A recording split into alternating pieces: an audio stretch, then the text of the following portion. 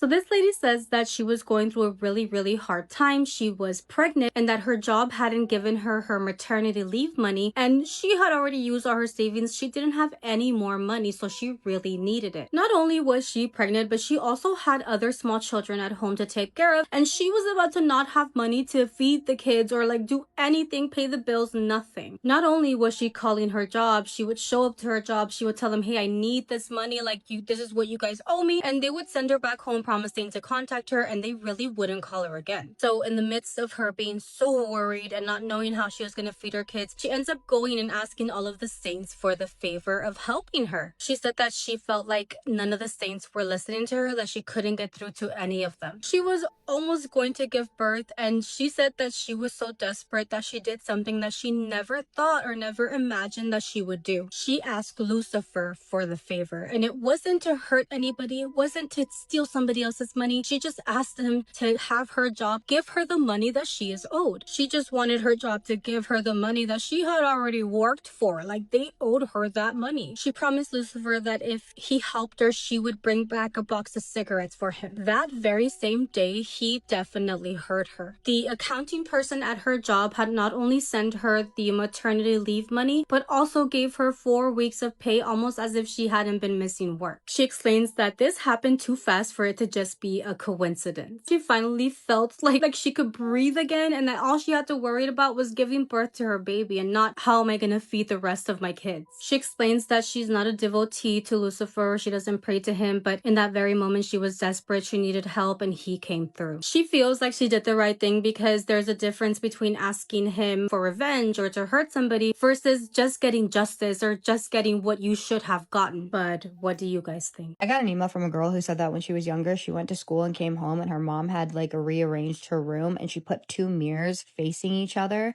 And what transpired because of this after this is absolutely horrifying. Now, to give you a little bit of backstory, when Zara was 12 years old, she was in love with anything horror, paranormal, and she'd also see things. And her parents knew this about her. Her entire family did. Zara said that her grandmother also had a very interesting gift. Anytime something bad was about to happen, her grandmother would get this gut feeling, and then she would get this smell like that. She didn't explain what it was, but her grandmother would smell things before something bad was about to happen. She did say that before this experience that I'm about to tell you about, nothing harmful had ever happened to her. She had experienced things that were kind of scary, pretty terrifying, but nothing harmful until this incident. Now, she did say that there was one incident where she was sleeping in her room at her grandparents' house and she had these puppets that were above her grandmother's door. And one night she's sleeping in bed and she wakes up in the middle of the night and she looks up at where the puppets are, and the puppets are like dancing and moving around. And that was the scariest thing that ever happened to her before this incident. Now, fast forward to the incident. It's important to note that a room was set up with her bed next to her window, and her closet, which had a mirror facing the window, which is also important to know. So one day, Zara comes home from school and she walks into her room and she notices that her mom had cleaned her room and she had moved a few things around. But the first thing that she notices is that her mom had put a mirror facing the closet. And remember, there was a mirror already in the closet. So immediately when she sees this, she moves the mirror because she's like, okay, I know that this is not good. This can open up a portal. I want nothing to do with this. So she moves the mirror. She's like, okay, I'm good. Nothing's going to happen. It was only up for a couple of hours. It'll be fine. She absolutely could not have been more wrong. 2 weeks later, Zara is in her room and she's just laying in her bed when she sees something out of the corner of her eye.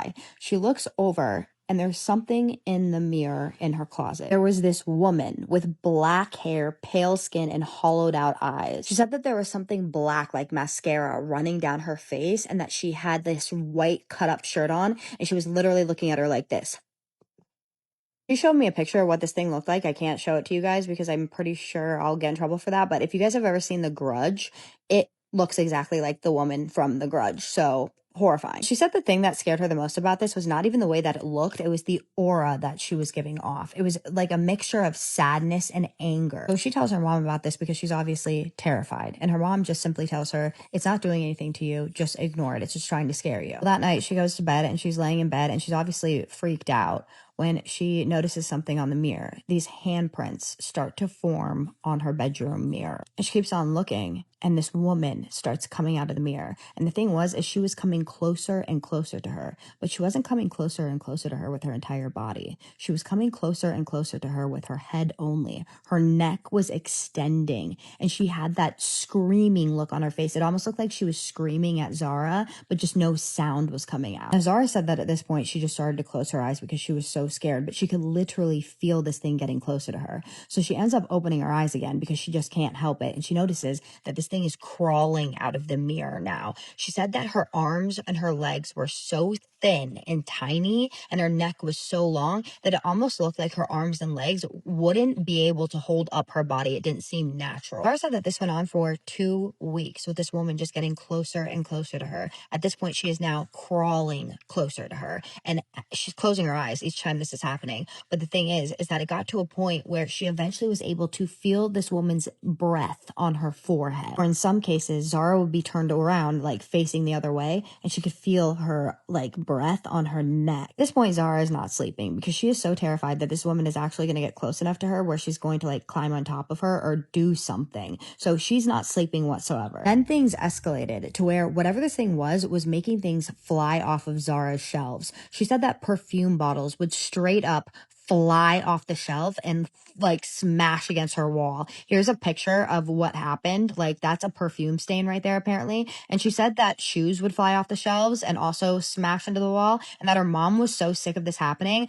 that the reason why there is like blue sticky stuff around the windowsill right there is because her mom put that there because so many fragile things were breaking and smashing against the wall. And that is still there to this day. Well, after about week 3 of this happening, she has had enough and she won't go into the room anymore. She actually starts sleeping with her mother. The only time she goes into that room is during the day or when the lights are on, and it's like to go get her clothes to change for school. Eventually her mom kind of gets sick of this. Her mom is like, okay, something is going on here. This is not good. Whatever this is now getting, it's throwing stuff against the wall. So she actually calls a specialist. And as soon as she tells this specialist what is happening, the specialist is like, I'm coming over right now. This is not good. So this specialist comes, right? And he actually ends up getting rid of this spirit. She doesn't see the spirit anymore. So they think everything's fine in the house. A couple weeks passed, about 7 weeks, she said, passed. Everything was good until one night it wasn't. And in my opinion, something more terrifying happened. One night, Zara goes to bed. She wakes up in the middle of the night. She's not really sure what woke her up. She looks over because she sees something standing by her window. And what she sees was horrifying. There's this woman, probably about 8 feet tall. She said that this woman was taller than her ceiling. The woman was wearing white. She had super thin legs and super thin arms, and her head was cocked at a 90-degree angle, and her face, her cheeks were up against the ceiling because that's how tall she was. Now, she wasn't even looking at Zara. She was just standing there, staring out the window with her head cocked like this. Zara actually said that this happened for a couple more weeks where she would wake up in the middle of the night and she would see this thing, and that her grandmother would get that smell because she would ask her grandmother, like, do you smell anything before this stuff is happening?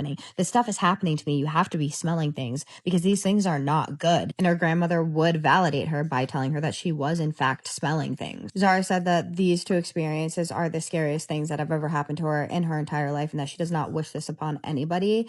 And she wants to know what you guys think of this story. Apparently she has tried to tell it on her own page before and she got a lot of hate for it for some reason. But I think this story is absolutely terrifying. I wish it had a little more detail. I do like when stories have more detail. This kind of just listed off a bunch of instances instead of going into like what happened before, during, and after. I would prefer stories to be sent to me in that way, but the story was still good and I still wanted to tell it because it is terrifying and she deserves for her story to be told. And Zara, I'm sure you're going to be watching this. Don't worry, I get a lot of stories where there's not enough detail for me to tell. I am actually going to make another video about that so that you guys know how to send in stories that I can actually tell. But tell me what you guys think of the story. What exactly do you think this was? What do you think this woman wanted? Do you think that she was bad, or do you think she was sad, or do you think that maybe something happened to her in that house? What about the other woman? That's so strange to me. He gets rid of the first woman and then this woman comes. Do you think it was the same woman? I have so many questions. Drop all your thoughts, opinions, suggestions down below though. Please be respectful as always. And right now I'm going to do my favorite part, which is the shout outs. Fairies and moonrises. Thank you so much for the comment that you left the other day. You said that you anxiously wait for my stories, and I love that so much. That means so much to me. Thank you for telling me that. Thank you so much for being a part of my community and for being kind and leaving comments like that. I'm so glad that you like my stories that much. That just, you have no idea. You guys say the nicest things and it gets gets me so excited and it makes my day so much better. So I really appreciate you. Thank you so much. I love you, girl. XX Maria XX825. Thank you so much for the comment that you left. You said that you make a cup of tea and then you listen to my stories every night before you go to bed. That is so cute. Thank you so much. I love that you do that. I make peanut butter and jelly and then I eat ice cream and listen to scary stories. It's so bad for me, but I don't care. It's like the only time that I have at night that I actually look forward to and enjoy. So I'm so glad that I get to be that for you. That makes me so happy. You're the best. Thank you so much for being a part of my community. Thank you for your comment. I hope you know how much I appreciate you, girly. I love you. And with that being said, my name is Kaisa, and I tell your paranormal experiences on here or ones that you recommend to me every single night. So if you're into that, hit that follow button. And I just need you to do 3 things for me. And what are those? Keep sending me your scary stories. Have a safe night. What's the third one? Say it with me. Have a spooky night. Love you guys so much, my spooky babies. I'll see you in the next one. Spooky kisses and haunted hugs. So if you don't believe that we can shift realities or like glitch in the matrix, this isn't for you. Cool. So if you do, hey, this is a weird one. I know a lot of people have stuff like show up. I have 3 oracle decks of the same oracle deck. I only bought one. They just show up. I'm like, thank you so much. They're all the same. Anyway, and every single day I use my mouthwash. Every single day I use this mouthwash. It's right here. This is how full. So I've had it, and I every single day, mouthwash, brush my teeth. And when I do the mouthwash, I always, because it's just mine, I waterfall it into my mouth, and then I spit it into the sink. And every time, when you use mouthwash, it's kind of like bubbly and like turns kind of white.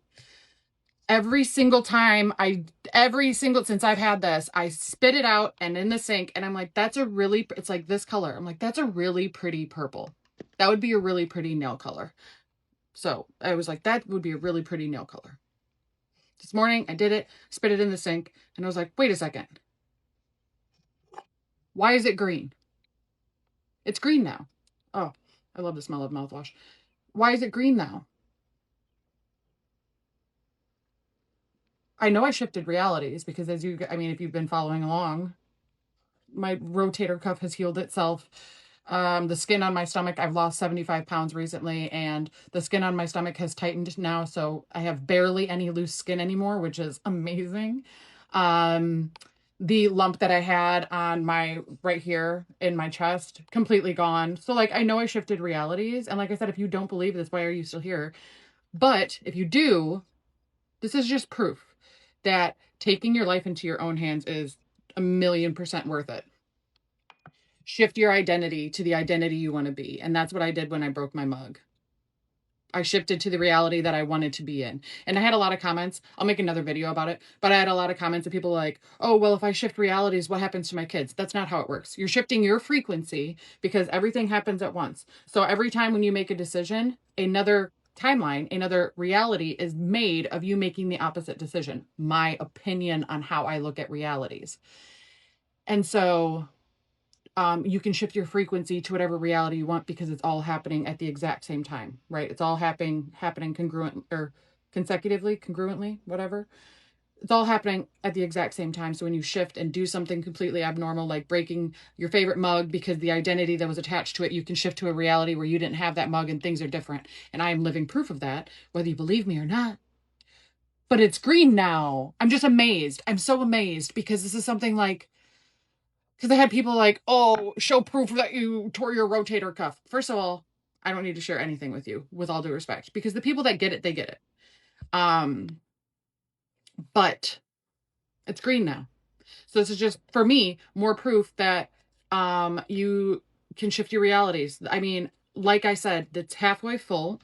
You can hear how much room is in it. It's halfway full, and it is now, well, you can actually see it. I just shook it, so now it looks white, but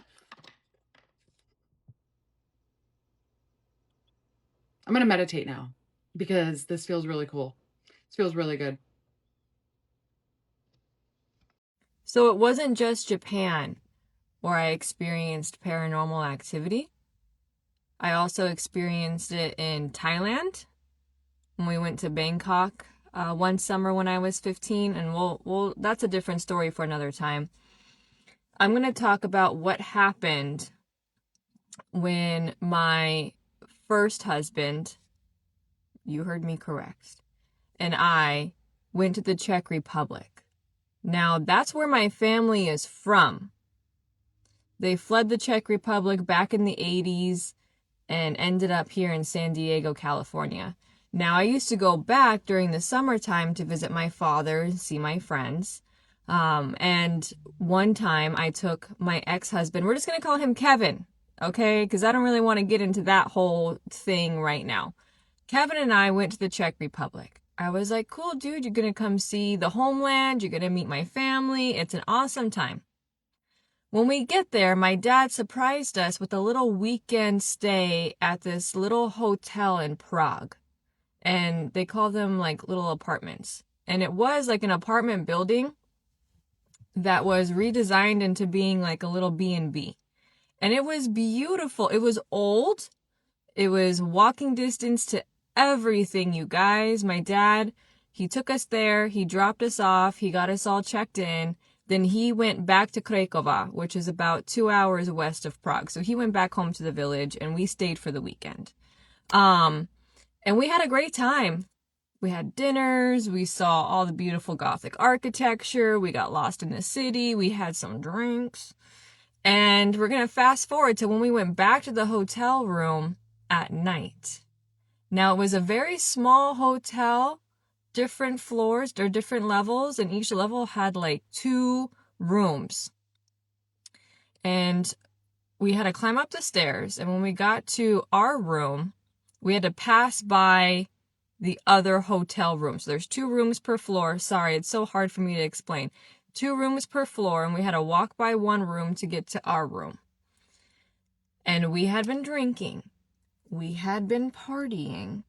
And when we walk by this room, I stop and I go, did you hear that? And Kevin was like, no. And I was like, something. And I walk back to the door and I hear like a man who sounds like he's in agony.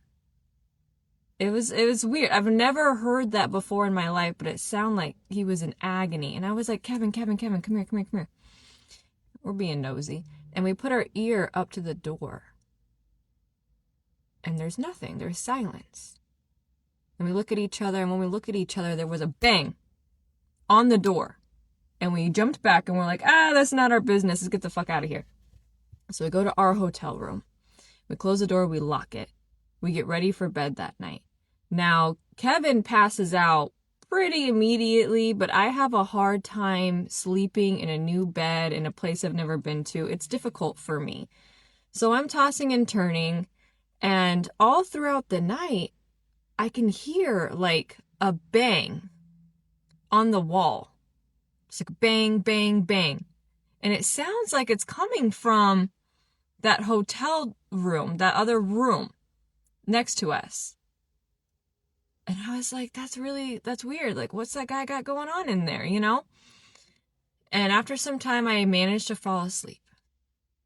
Now, what woke me up was that the covers of our bed were completely off of us, off the bed, 3 feet away from us. And I woke up cold. And I'm looking around. I'm like, where's my blanket? Kevin's passed out. He's not helpful at all tonight. He's sleeping.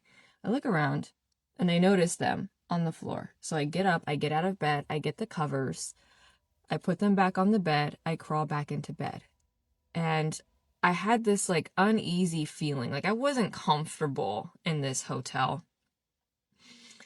And as I'm trying to fall back asleep, I hear like a scratching sound.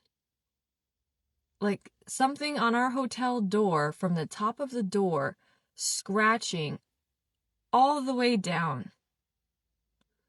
And I was like, it gave me like the heebie-jeebies, you know? And I'm like, Kevin. And he's knocked out. He's like, I'm on my own. And I decide, okay, you know what? I'm gonna go to sleep. Whatever's happening out there is not my business. This guy who's staying in that hotel room, maybe he's been partying a little too hard. Maybe he's mentally unstable. I don't know. This is a nice establishment. Like, I don't understand what's happening. So I go to sleep and I tell myself in the morning, I'm going to talk to the lady that runs and owns the place and ask like if that guy's okay. You know what I mean? Like a little wellness check on him. Next morning rolls around, and we go downstairs to have like their little continental breakfast. And as we're getting our breads, our meats, and our cheeses, our little coffee, and our little juices, I notice we're the only ones having breakfast. And I go up to the lady and I'm like, hey, I was like, so last night I heard some weird sounds coming from that hotel room that's right next to us. I heard some banging, I heard some moaning, I heard some scratching. Like it sounds like there was somebody in the hallway all night. And she looks at me and she gives me this strange look. And I was like, what, is he okay? Like, have you checked on him? How long is he staying here? And she looks at me. She looks at me and she tells me that, sorry, I hate this so much. We're the only guests in the hotel. Because we were there during the off season, not a very touristy time to be there. And that's kind of my style of traveling. I don't like to go during summertime when it's busy and there's people everywhere. She told me we were the only people booked into the hotel for that night. And I said, no, ma'am, that's impossible. I heard sounds coming from the room. I heard sounds scratching the door of our room. There's someone else. And she says, no, the hotel is vacant. Except for you two. And I laughed. I was like, no, it's not. I was like, why are you messing with me? I mean, it was morning time. I was like, no, it's not. I was like, you're joking. And she was like, no, you're the only, this is her third time telling me you're the only people in this hotel.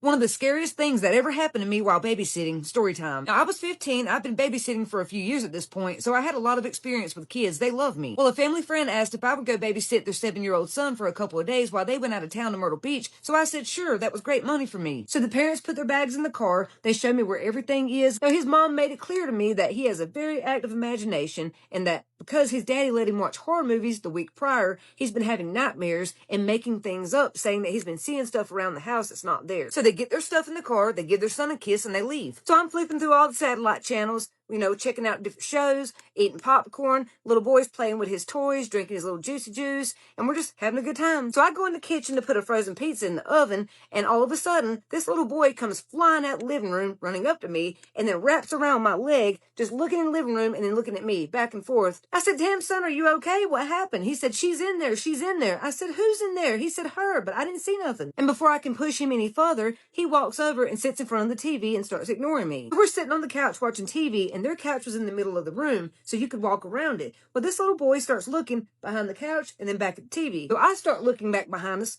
It's like a natural reaction when you see somebody else doing that, you start doing it. The more he did this, the more I felt like somebody was standing behind us, but I don't see anything. So I get up and walk across the room, and from there I can see the hallway. And for a second, something stood out to me. At the end of the hallway, it looked like someone was peeking around the corner like this. But when I cut the light on, it was gone, so I thought my mom was playing tricks on me. My anxiety's peaking, so I'm like, okay, it's the first time you've been left alone in someone else's house. Calm down, go take a shower and go to bed. But while I'm taking a shower, I get the weirdest feeling like somebody's standing outside of the shower curtain. Now, they had a big-ass bathroom, so I was like, dude, it's a new place, it's a big bathroom, you're not used to this. Just stop freaking out. But I have to keep sticking my head out the shower curtain to make sure nobody's there because I'm getting that vibe like somebody is there. So I peek out the shower again, and bam, this kid is standing in the doorway crying. I said, what's wrong? He said, it's gonna get me. It's in there. I just saw it. Can I stay here with you? I'm scared. I said, yes, stay right there. Just turn the other way. And then I dry off and get dressed in the shower so he can't see me. Now, it's about 11 o'clock at this point, and he's still wide awake. So we sit there and talk for a little while. We play with Legos, Play-Doh. I'm just trying to wear him out so he'll go to sleep. Well, finally, around 2 a.m., he falls asleep. Now, it was already so late, I didn't have time to unpack my clothes, so I just get in the bed and I go to sleep. About 10 minutes later, I hear this youngin' screaming again. Before I can even get out of the bed,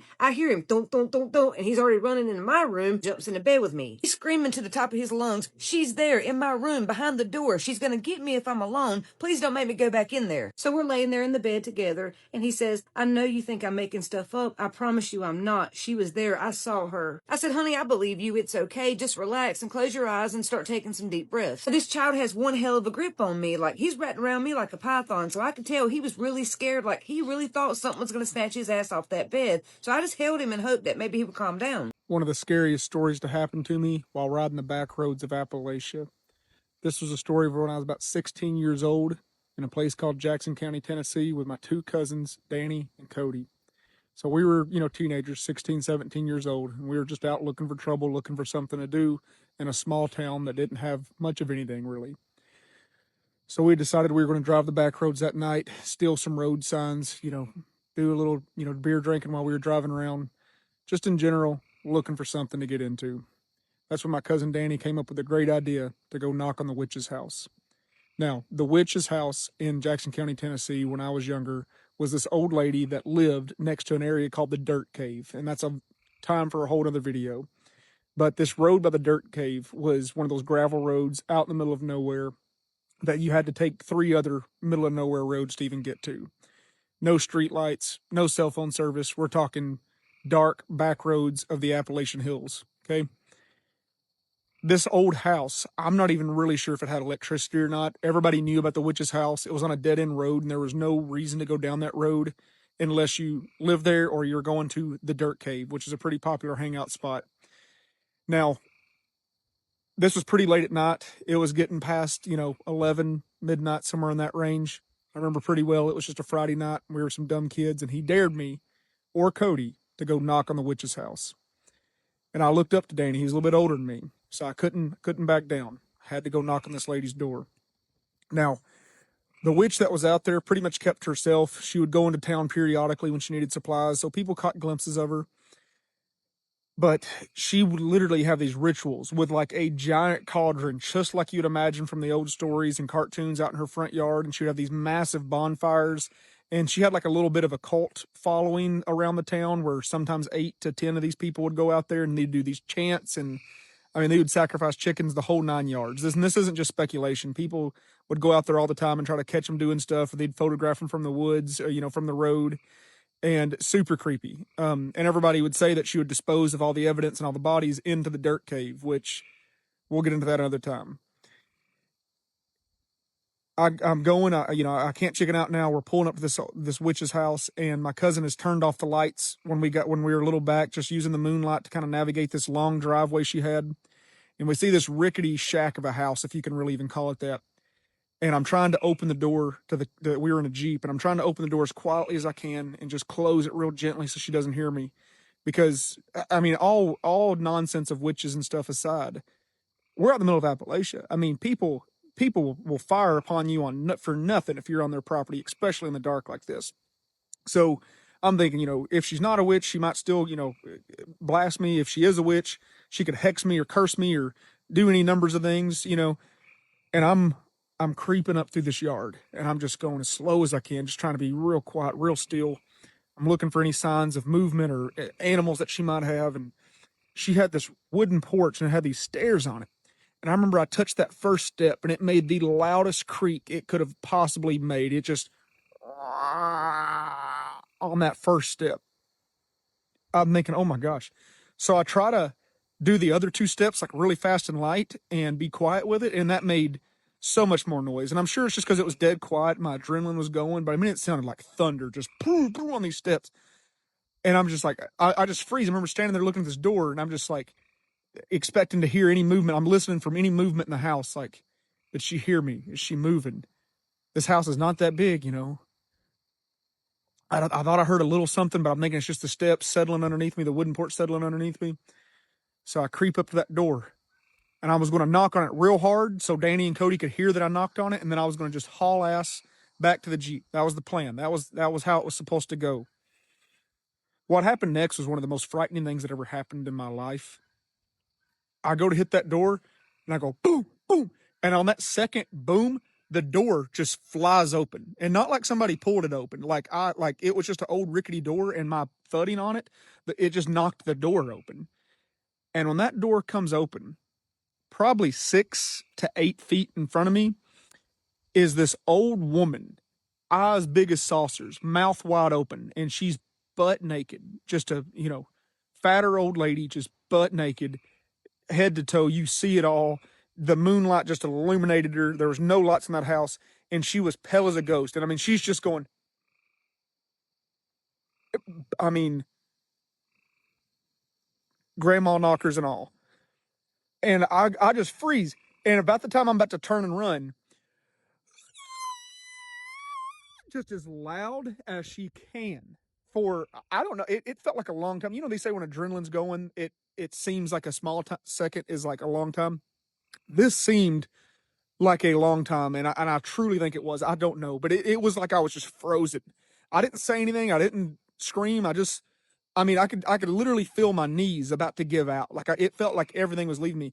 And for a split second in my head, I'm thinking she's like stealing my soul somehow. Like she's doing something to me, because I've never felt that way in my entire life. Still to this day, I've never felt that way. I've never felt that kind of terror and fear and regret and sorrow and just all at once, just all these emotions. And the next thing I know, like I'm thinking like, Danny, Cody, somebody help me. Somebody get me. And I literally thought that somebody shoved me, and it was my cousins pulling me and taking me to the Jeep because they heard her screaming. So she was at least screaming for long enough for them to get out of the Jeep and come get me, which had to have been, like I said, 20 to 30 feet. And I remember the whole time they're pulling me back, I'm still looking at this lady, just getting further away from her. The door's still wide open, and she's just still just screaming. I mean, just this murderous scream. And that was it. I kept, for weeks, I couldn't eat real good. I couldn't sleep real good. I just kept thinking, like, she's hexed me. She's done something to me. Like, my life is going to be different. Now, older, looking back on it, I think I just terrorized and kind of broke and entered on an old lady. And I think I just terrorized this woman and scared the living daylights out of her as a young, dumb kid that just, I know that she had to have known that she was known as the town witch. I mean, because they did rituals in the yard. And I wasn't trying to do anything malicious. It was just, I guess I was, I guess, but I guess I'm the bad guy in that story. She probably tells all the occult members that I came out there and tried to like kidnap her, do something crazy to her. I don't know. It was just a terrifying time for everybody. And Grandma, if you're watching this, I'm sorry. I know you love Danny, and Danny's been your favorite grandchild. I'm just going to go ahead and not throw him under the bus. He wasn't drinking. Me and Cody's were drinking. We were the bad influence on Danny. Please don't be mad at Danny. You've always loved him more than us. We know that. I hope you continue to love him more than us, because Danny's a pretty good dude. Now, if you liked this story, it was a goofy, funny story. It was kind of creepy as well, but it was 100% true. If I ever tell you guys that the story happened to me, it is the truth, okay? So if you want to go follow our podcast and watch some other scary stories that aren't true or more of my true tales, it's called Matt from Nomads, and you can follow it on Spotify and Apple Podcast, okay? Matt from Nomads, Spotify, Apple Podcast. Welcome back to another episode of Tea After Midnight. Just a little series where we have some tea to keep it nice and classy, but I also tell you scary stories. So grab your favorite tea and settle in, and let me tell you another scary story. Because of course, this is Tea After Midnight. This story comes from Adriana. The events that happen in this story are 100% true and will always stick with me. My name is Adriana, and while this story doesn't take place in the Appalachian Mountains, I still have nightmares because I really don't know what I encountered and what I brought home with me. When I was about 15, I found myself hanging around people I probably shouldn't have. I really didn't fit in with the kids at my school, but I had a few friends that had already graduated, and I would hang out with them after school. One of the friends I would spend a lot of time with, her name was Megan. She was always really kind to me, but would take me to other people's houses that were, let's just say, not the best of influences. I won't get into too much detail on that portion of things, but I will say they didn't always follow the law. And I really shouldn't have gone over there, but I just wanted to fit in. One Friday after school, Megan picked me up from my house and took me over to one of her other friends' houses. As soon as I walked in, there were 6 other people there, none of which I knew. I'm a pretty shy person, so Megan grabbed my hand and said, "Hey everyone, this is Adriana." Everyone just looked at me like I shouldn't be there, which at the end of the day was true. I just sat on the couch for a little while minding my business when Megan's other friend comes out of the back of the house into the living room with a Ouija board and sat it on the coffee table in front of me. He looked at me and said, "Have you ever used one of these before?" I just sat there and said no. The only time I've ever seen one of these was in a movie, but I've never used one and really didn't have any fascination in using it. Megan sat next to me and she looked like she was really excited, so I didn't want to ruin her fun. I sat up on the edge of the couch and leaned in towards the board. That's when Megan placed her fingers on the planchette and told me to put my fingers next to hers.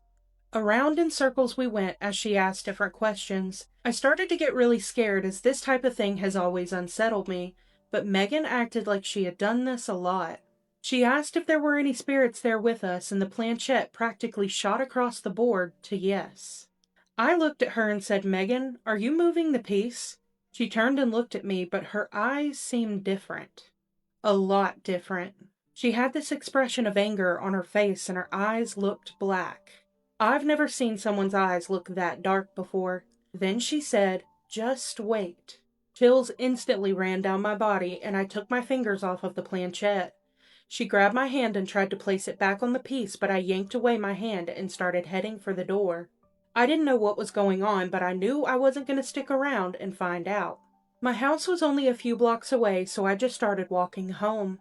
I had gotten a good distance away from the house when I hear a car approaching. Then I hear Megan's voice say, "Adriana, get in the car, I'll take you home." I told her, "No thanks, I'm good, I'll just walk." That's when Megan replied the eeriest thing I have ever heard. "I wouldn't walk alone by myself at night if I were you. There are things lurking in the shadows just waiting for you, and she said she would find you." I stopped and looked at her and said, "Who is she?" Megan smiled and drove off. I was feeling a mix of emotions at this point. Mad at Megan for putting me in that situation and leaving me by myself, but also terrified that I was by myself outside in the dark. I finally made it back to my house and went straight to my room. I sat on my bed just frustrated with everything that happened that night.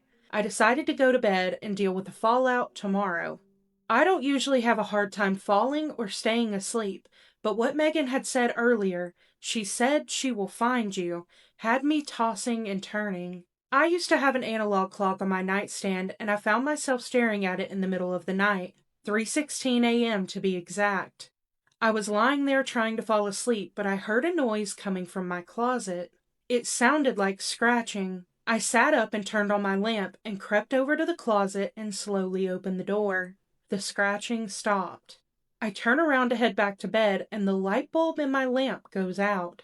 I flipped the bedroom light switch on and looked at the lamp. That's when I see the cord to the lamp is out of the wall plug.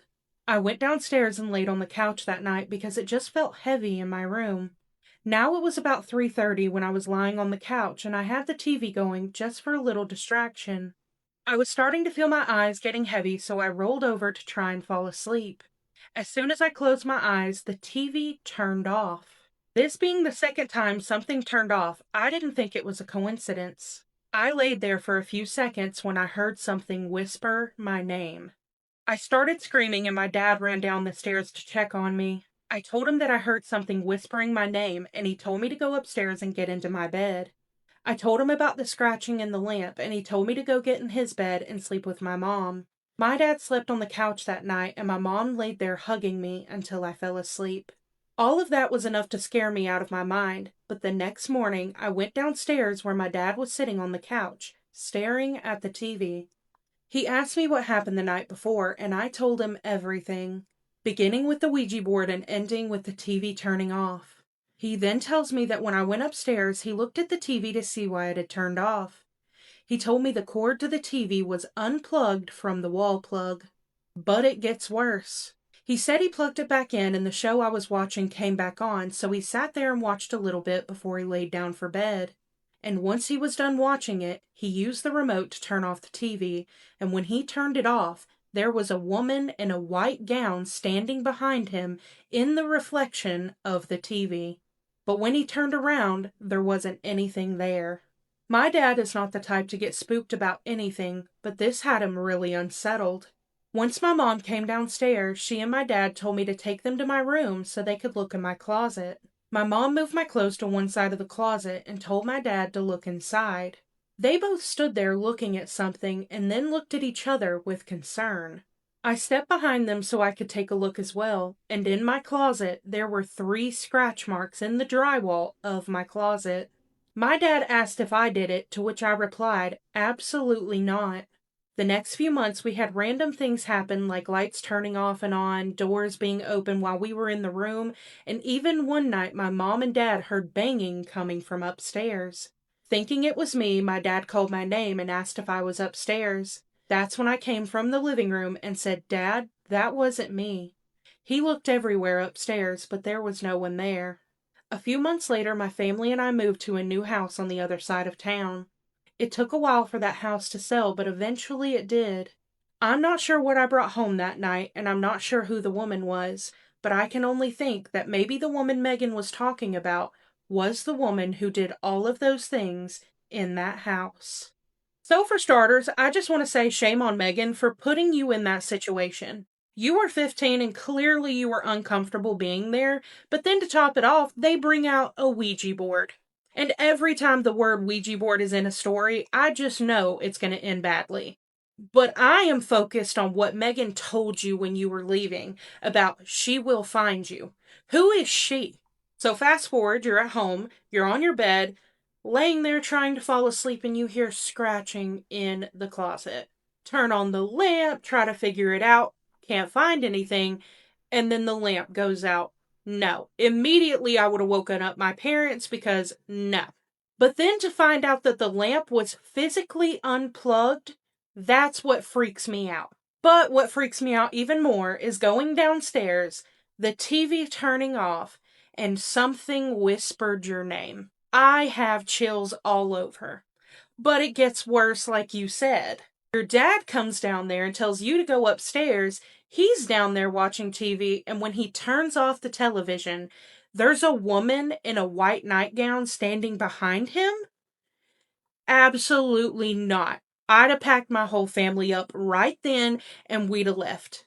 But then to top it all off, the cherry on top of the cake is the claw marks that you found in your closet. Absolutely not. Pack it up, we're done. But that does conclude this episode of Tea After Midnight. If you have any personal scary stories you want to share, I would love to read them. You can send them to my email. The email's on the screen right here, or the email in the caption of this video. But as always, you guys, thank you so much for being here. Thank you for watching. I love you. I hope you have the best night, and I'll catch you in the next one. Bye. Someone emailed me and said that they're 30 years old and 11 years ago they played with a Ouija board that absolutely wreaked havoc on the person that they were playing with and them. This is one of the craziest Ouija board stories I've ever heard. Now, this person did not tell me whether I could use their real name or not, so I'm going to call them Jake. So Jake had this friend named Katie, and they've known each other ever since they were in primary school. So Katie had an older sister that was 2 years older than her that was kind of like the cool older sister. She used to tell them about all the urban legends, take them to scary movies, and just kind of put them onto a lot of horror stuff. They're still close to this day. So one day, 11 years ago, him and Katie and her older sister are all watching movies, and they're watching a scary movie. Now, the main character in the movie was playing with a Ouija board. As Jake is watching this movie, he's thinking to himself, I want a Ouija board. And so he does. He buys one. A week before it came, him and Katie decided that they were going to play with the Ouija board and they were going to spend the night together, right? And they were going to play with this Ouija board at midnight. Sorry if you guys can't really hear me. I am super sick. So unfortunately, Katie and her older sister had lost their father to Schmancer during Christmas, and they were playing with the Ouija board in February, so only a couple months later. Now, it's important to note that Katie also had a younger sister, and she did not partake in this. And Katie also had a partner, and her partner was there, but he didn't believe in this type of stuff, so he also didn't partake in this. In fact, he was just in the other room kind of mocking them. So they get ready to play with the Ouija board. They lit candles all around the room, and then they take the Ouija board and they put it in the middle of the dining room table. They both agreed that they were to say goodbye. They weren't going to let it move backwards with numbers or letters, and they do not ask it to show itself. They both take their hands and they place it on the planchette, and he said at this time that he remembers being very nervous and excited at the same time. But as they're sitting there trying to play, the planchette is not moving. He said that it felt like hours went by and the planchette was not moving when it was probably only like 30 minutes. He kept asking if anyone is there. Nothing. No movement at all. He remembers looking at his friend and being like, this is not working. And she was like, I have an idea.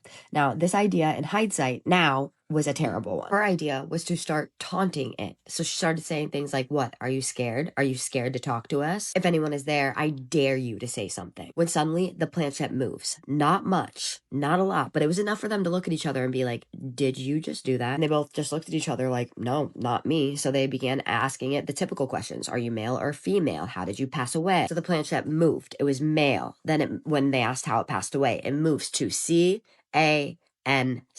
And then they stop it. And his friend looks up at him and goes, dude, if that was you, that's fucked up. Jake just looks at his friend and he's like, no, it's not me. And she was like, prove it. And so he lifted his hands off of the planchette. She asked again, how did you pass away? And it spelled out E-R. So C-A-N-C-E-R.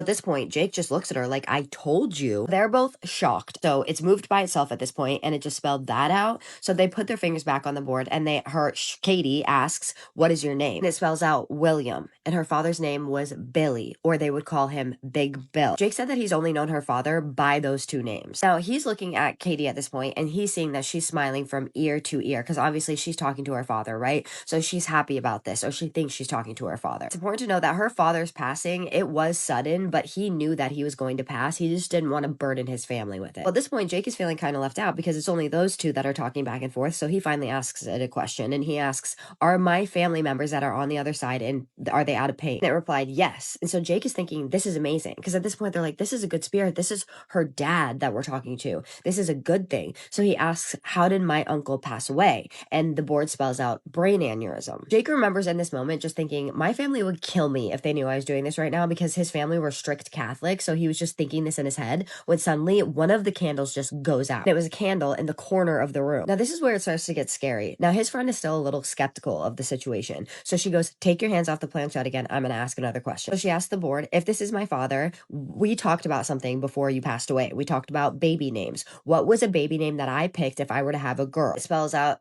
A, then a V, then an A, and a tear just falls from her eye. And they look at each other and they're stunned. He puts his fingers back on the planchette, and suddenly the planchette moves, and it moves to, I want to see you. And then Katie just swiftly replies, well, then come out. You'll see me within a few seconds. As soon as she said this, the candles in the room went out. The room starts to get super cold. She said it was so cold that you could literally see your breath. And then they start to feel the table. It's doing something weird. And then it starts shaking. At this point, maybe 3 out of the 15 or so candles are still left alight. So at this point, they start to get scared, right? But there's a lot of commotion going on around them. And Jake notices that his neck starts to burn. So he takes his fingers off of the planchette to touch his neck. As soon as he does this, Katie grabs her arm and starts screaming. And the table begins shaking violently, more than it was before. And then all the candles go out. It is completely dark in the room now. So Jake sitting there freaking out, wondering what to do next when he feels this on the back of his neck, like something was breathing on the back of his neck. Then books start falling off of the bookshelves in the corner of the room, and we're talking heavy books. And suddenly Katie is like, Dad, is this you? And as soon as she says this, woof, all the chairs in the room just fly back. They just hit the ground. Jake just starts screaming, say goodbye, say goodbye. Jake said in his email, he's like, listen, I'm telling you, no matter what we did, this thing would not let us say goodbye. No matter how hard we push that planchette. Her boyfriend is still in the other room, but he's hearing what's going on, all the commotion in that room. So he starts running towards the dining room. He opens the door, like swings it open, and it is pure chaos. I mean, lights are swinging back and forth. Books are falling off the shelves. The table is shaking like viciously. Jake realizes that his neck is scratched to pieces and that Katie's arm is bleeding. Katie's boyfriend is like, let go, just let go. But something inside both of them was telling them not to let go without saying goodbye. Her boyfriend had to come over and try to help them move the planchette. And he said that they had to move this planchette so hard that the little plastic clear circle in the middle had a crack running straight through it. And the planchette was now missing the rubber bitsin on the bottom. Finally, they are able to say goodbye to this thing. And her boyfriend just looks at them like, what the hell just happened in here? And they both can't even answer. They're so drained. Their energy is so drained. They just start silently crying. That's when her boyfriend said, look, it's 4 o'clock in the morning. And they both looked at each other because it was 12 when they started. They had lost hours of time. They just start cleaning up when suddenly her phone, Katie's phone, starts ringing. It's a Facebook call from her sister. And Katie answers the phone and she's like, "What's up?" And she's like, "I just had the worst dream. I had to call you." She told her that she had a dream that she was being dragged into the darkness screaming. After this, they buried the board and put a tub of salt over it because they read somewhere online that that's what you're supposed to do. Now, here is the even scarier part. Years go by. So this is 4 years ago now. When he's over at Katie's house having a cup of coffee, they're just catching up when suddenly her daughter, Ava, walks in the room. Well, funny enough, Katie still lives in that same house. She now lives there with her daughter. So her daughter comes out of that room, the same room that they played the Ouija board in. Obviously, her daughter doesn't know about this. She's very young. And she walks into the room and she looks at her mom and she says, "Mom, why did that nasty man scratch your arm?" He said that this really scared them. And what was even more terrifying is that they eventually had to move out of that house because really scary things started happening. Things like books falling off the shelves, doors slamming, knocks on walls, chairs being moved, and her daughter talking to people that aren't there. So what did you guys think about that story? That is one of the craziest Ouija board stories I've ever heard. Has anyone else experienced something so drastic before with a Ouija board? That is intense. If you have, I would love to hear your story, number one. Number two, I would love to hear your thoughts on this story, what you think it was, if you ever thought it was her dad, or any suggestions, comments, anything that you have, drop them below. But as always, please be respectful. I'm going to go into my favorite part, which is the shout outs, but I don't have a lot of time, but I don't want to miss them. Joyce Sanders 04, you said that you watch my stories while you're painting, or you listen to them while you're painting, and I love that so much. I love it when people listen to my stories while they're doing things because it means that it's helping you pass the time away. And also, if you're doing it while you do something that you love, that's even better. So thank you so much for being a part of my community and for telling me that and for being kind. You have no idea how much you mean to me as an individual. I wish I could say more, but I'm running out of time. I love you, girl. Not Denny. I love you so much right back. You're the best. Thank you so much for being a part of my community. Thank you for leaving that comment. It was so sweet. Thank you for watching my videos. Thank you for supporting me. I don't have a lot of time. In fact, I'm running out of time right now, but I just want to tell you how much I appreciate you and I love you, girl. I, again, don't have time for the outro, but I love you guys so much. Keep sending me your scary stories. Have a safe night. Have a spooky night. You guys have been loving the Tea After Midnight series, which makes me so happy because I love making these for you. And with that being said, I figured I would bring you a special edition episode tonight. Megan sent over a story that happened to her and her best friends a couple of years ago in the Appalachian Mountains on Valentine's Day. So with that being said, grab your favorite tea and settle in and let me tell you a scary story because, of course, this is Tea After Midnight. Very good. This story comes from Megan. Hi, Savannah. I love watching your Tea After Midnight series, and I wanted to send over a story that happened to me and my 3 best friends. With Valentine's Day coming up, it's brought up a lot of memories for me as this story happened a few years ago on Valentine's Day.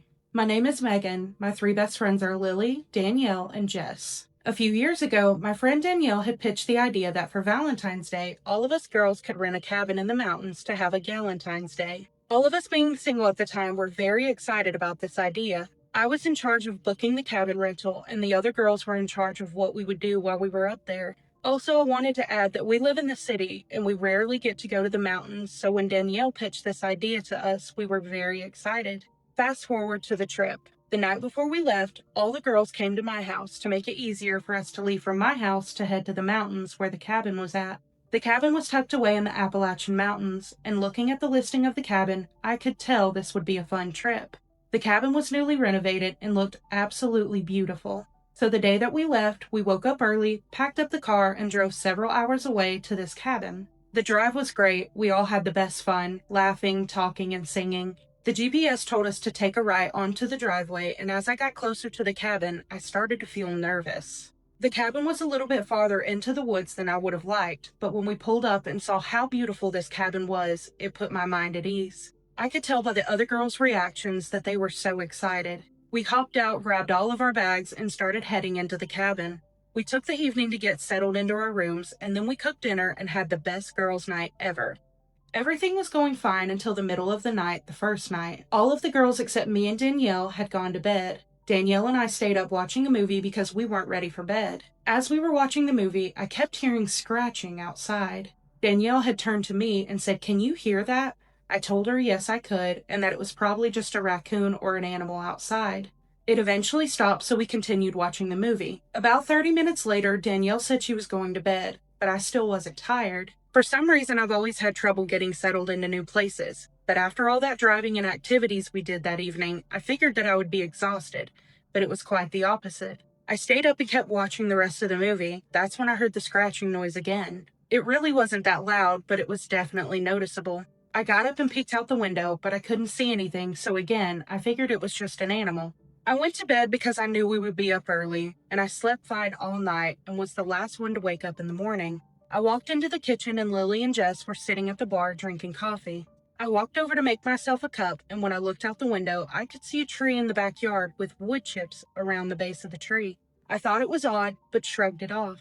We all get ready for the day and left to go to a nearby town to spend the rest of the day there. We got home and settled into our pajamas, and all four of us were sitting in the living room talking, and that's when we heard the scratching noise again. The girls looked at me, and we all looked at each other in agreement that we all heard the same thing, and that's when I remembered the wood chips at the base of the tree in the backyard from earlier. I walked over to the kitchen sink and looked out the window to see if I could see anything scratching at the tree. But as soon as I got over there, the scratching stopped and I couldn't see anything. There was a porch light on the back porch, so I could visibly see the tree, but couldn't see anything near it.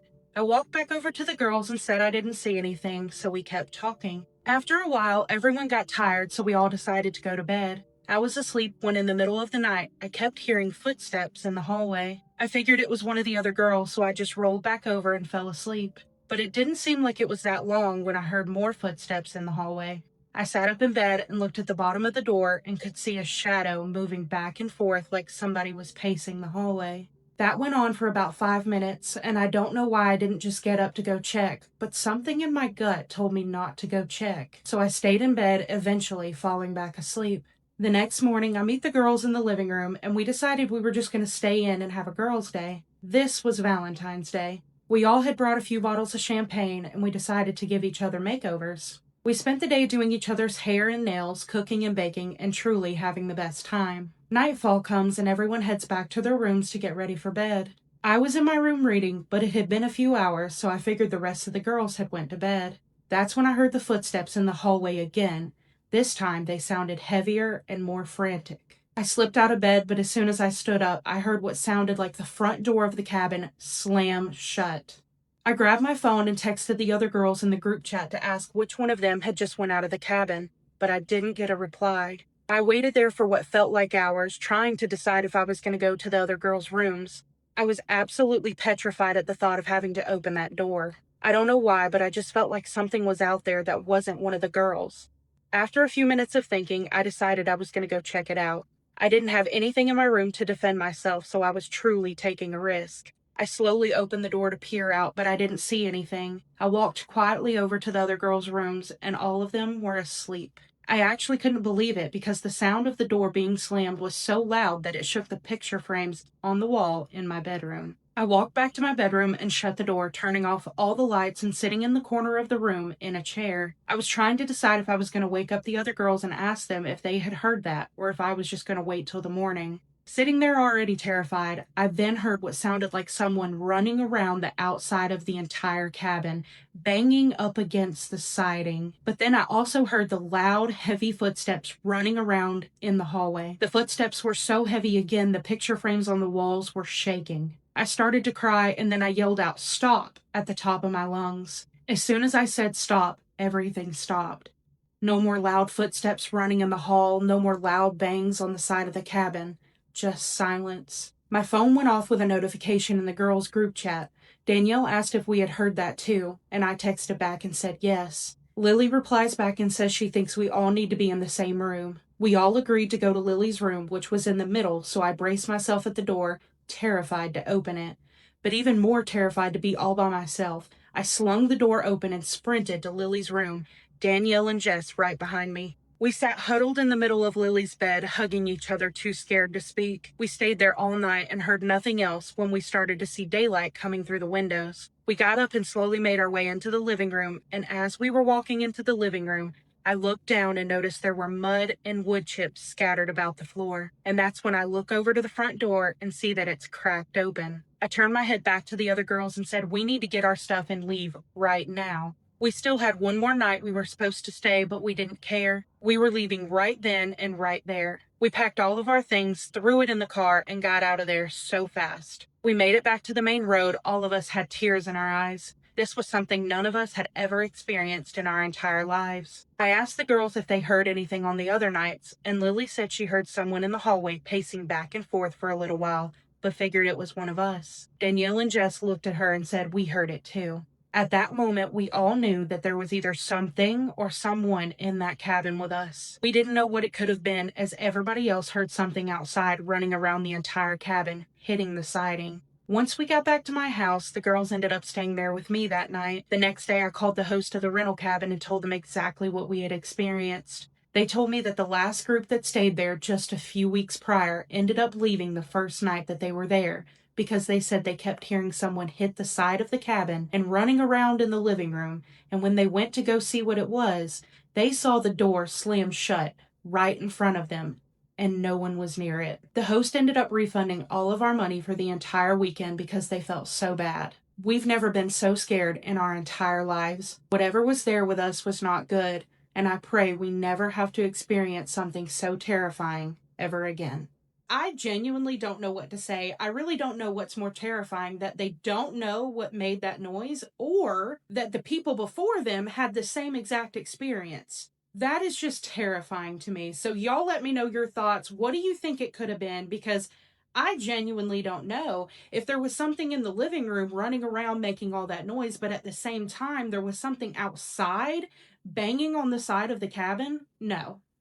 That is so scary. And that concludes this episode of Tea After Midnight. I just want to take a minute to say how amazing y'all are and how thankful I am for you, because we just hit 100,000 before I started filming this video, and I just am truly so blessed and grateful for each and every one of you that are here, like genuinely.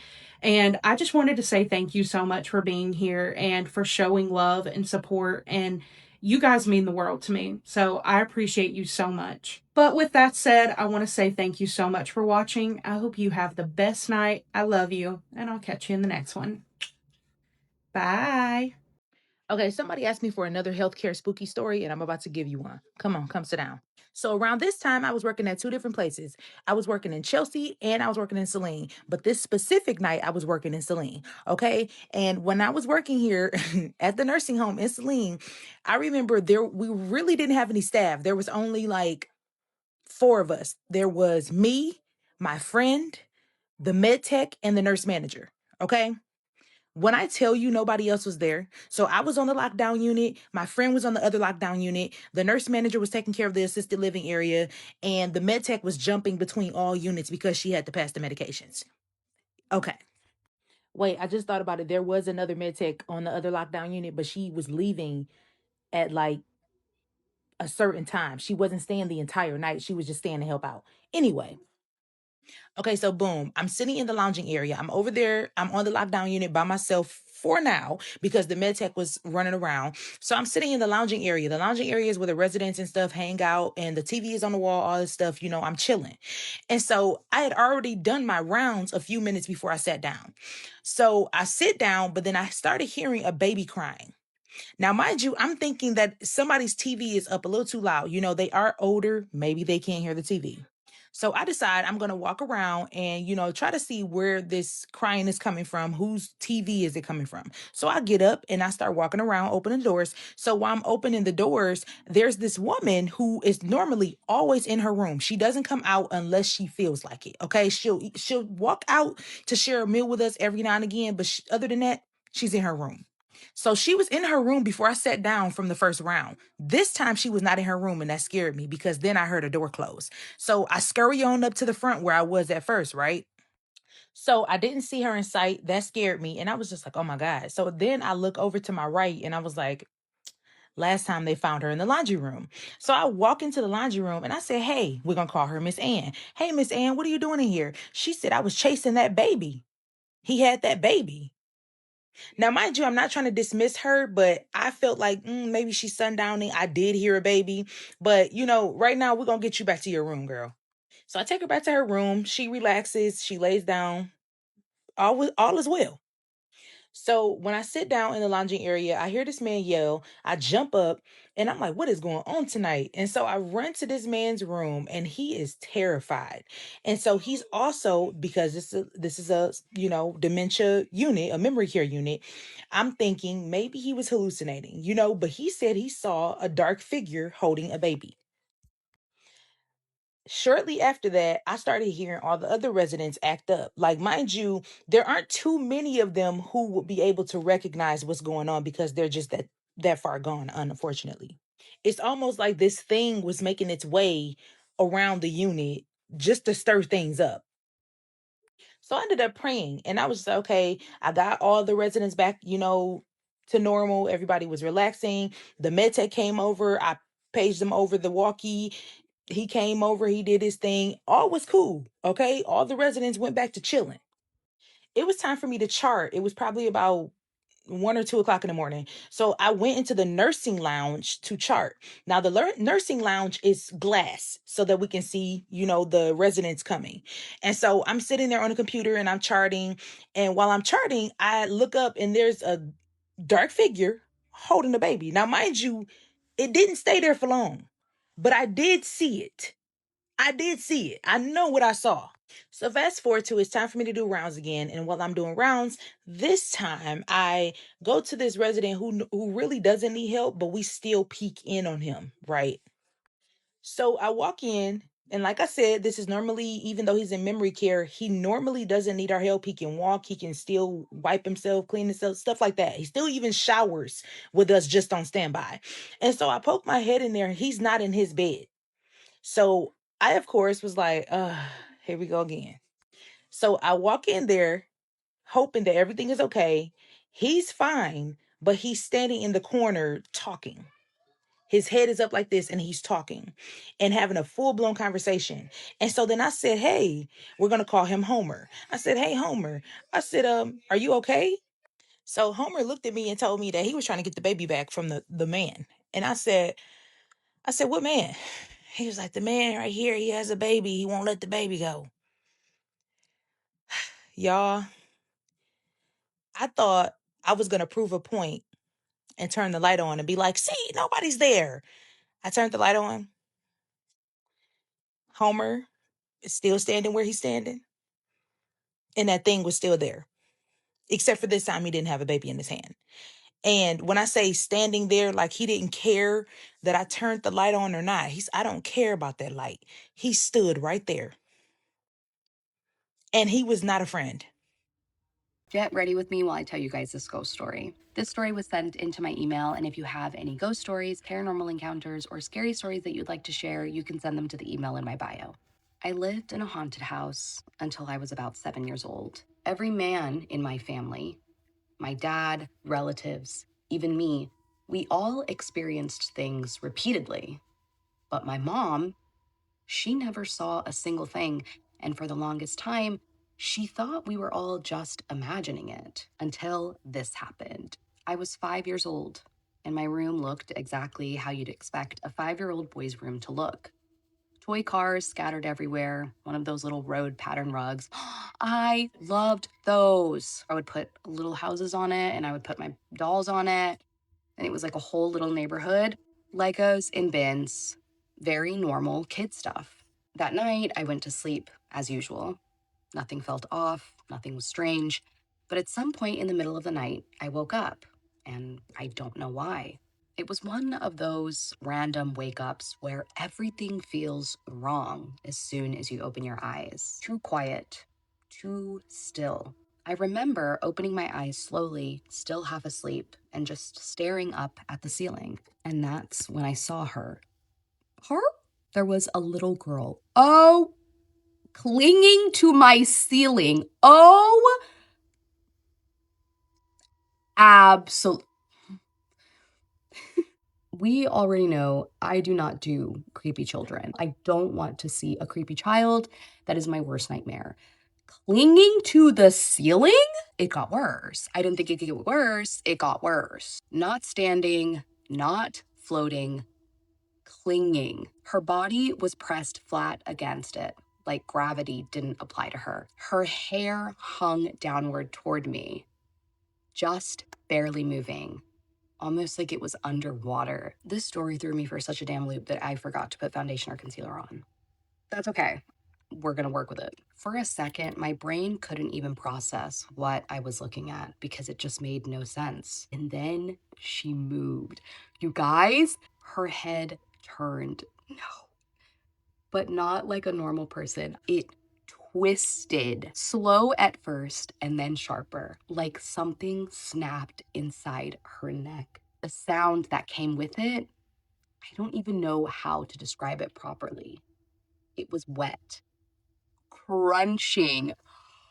I'm genuinely not trying to be funny. This is probably going up in like top 5 scariest ghost stories that somebody has sent me. Like something tearing and grinding at the same time. It was vile and so unnatural that it made me feel sick instantly. I felt like I was going to throw up right there in my bed. And when her face finally turned fully towards me, she looked straight into my eyes and she smiled. Then she said, "I watch you."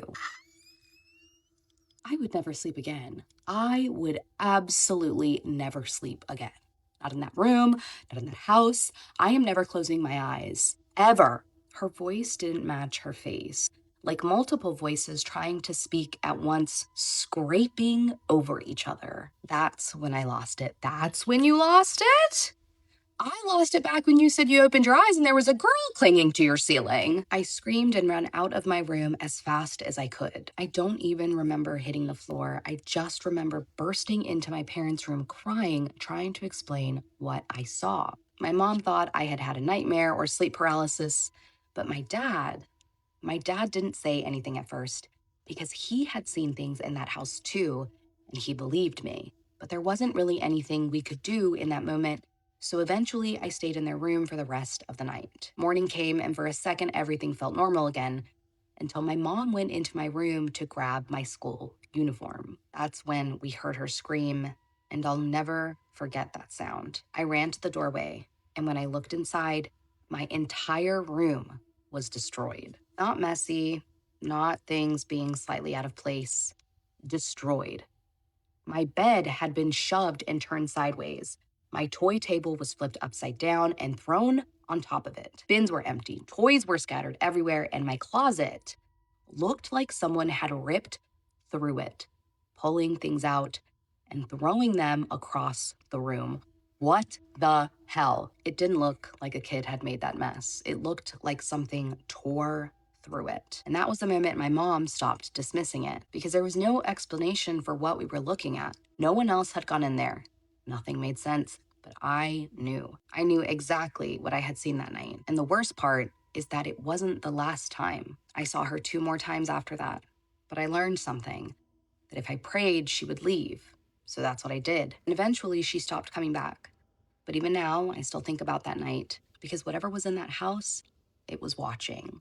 This story has to do with the most disturbing experience that a nurse has ever had with a patient. I'm going to go ahead and tell the story in the first person, but it did not happen to me. Hi, my name is Samantha, and not long after I became an RN, I got a job working at a hospital located in New Orleans. The only position that they had available was night shift. The nights there were usually pretty quiet until one day an ambulance came in right around midnight with an elderly woman inside of it. When they brought the woman out, she looked completely disheveled. She was unconscious. Her hair was all knotted up. She was wearing really old, outdated clothing, and she looked visibly dirty.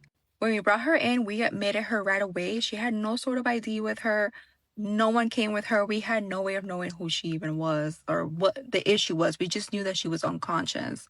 What was weird about the whole thing is that she didn't have any visible injuries. We were trying to figure out why she was unconscious. We all just assumed that she must have just had like a mental breakdown. As we're assessing the situation, we're kind of looking her over. We notice that she has a string attached or a string tied around her neck with a small little pouch hanging off of it. The pouch seems to have something inside of it. Then out of nowhere, she wakes up and starts screaming at the top of her lungs in a language that none of us could understand. Then her eyes rolled back all the way to the back of her head and she started laughing hysterically, but it was like this demonic laugh. One of the other nurses was trying to calm her down, but no matter what she did, this elderly lady just became more and more like aggressive towards her while laughing. After that, we ended up having to sedate her and we moved her into a private room. Still unsure as to what was wrong with her, we all just kept saying that she must have had some sort of mental breakdown. Then one of my other coworkers even removed the pouch from the woman's neck. He used scissors to cut the string and held it in his hand. It was small, like something meant to carry herbs and like medicine. He opened a small little pouch. We were all watching, expecting to see something simple. Instead, there was an eye, like an actual eye. But it wasn't like your average eye. This eye was rotting. It smelled horrendous, and it was rotting so bad to a point where it literally had maggots attached to it. I literally had to cover my mouth to avoid getting sick because the smell was so overwhelming, and the little pieces of dried herbs that was mixed with the eye started to fall on the ground. Ethan quickly sealed it and inside a plastic bag. We were about to leave the room and suddenly the woman's body jerked. Mind you, this woman was sedated. Her mouth opened unnaturally wide and she started murdering again, but in an unknown language. Something dark came out of her mouth and her eyes, and they were completely white. And just like that, she stopped moving. We tried everything to bring her back, but that was it. She was gone. No one ever came to look for her or to claim her body. It was just like a mystery that died with her.